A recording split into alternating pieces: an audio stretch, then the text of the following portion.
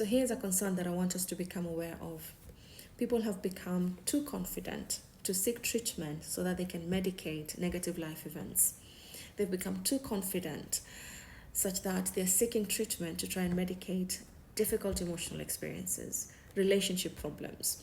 So we no longer have to face any difficulties. If there's a tablet that can make us not face any difficulty, then let's take it. It's an antidepressant, it's an anti-anxiety, it's a sleeping tablet, it's an ADHD medication. Let's take it so that we don't have to face these difficulties. So if a person is going through a heartbreak and they were not expecting it, they're really heartbroken, it's devastating, the emotions are just too heavy to bear. Instead of sitting in that discomfort, instead of learning to acknowledge that this is happening, what do I do from here? How do I start taking stock of this, breakup that I've gone through? What happened? What was the problem? How did I contribute to it? How did I come into the relationship? Taking stock and understanding what happened to the relationship after you've acknowledged that it's over. They don't want to go through that. And it is through that we tend to build our resilience. It's through that we grow, that we gain our strength, that we learn who we are. But instead, let's take an antidepressant so that we don't have to deal with the heartbreak, so that we don't have to feel all these strong emotions that we are expected to go through by life itself.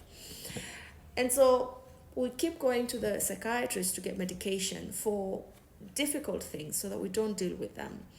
And then that medication is not working because you don't actually have the illness for the reason that medication was made. So if you're getting an antidepressant and you don't have depression, it's definitely not going to work.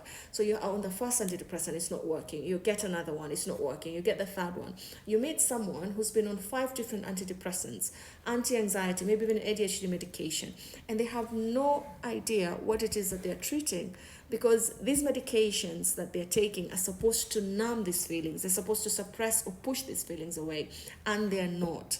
There's a reason why psychotherapy is prescribed. There's a reason why psychotherapy is often effective. Not all the time, but usually effective. It's because it analyzes what the problem is. It takes time to go to the root cause of that problem, to understand what is the precipitating factor for this situation that you're in. What is perpetuating it? What is making it worse? What is making it better? How did you get yourself into this? Those are the things that you need to deal with. But because now we want easy stuff, then we start going to medication. And there's a lot of that going on. So I want us to become aware. It's very important to make distinctions between difficult situations that naturally we expected to go through by life itself and illnesses. Illnesses, you have presence of symptoms, and those symptoms cause impairment of function. And you need a psychiatrist to carefully, or a mental health practitioner, to carefully take time to evaluate that, to assess that, so that you can be able to be put on the right medication or the right treatment. But there has to be a diagnosis that is accurate and right for what you have first.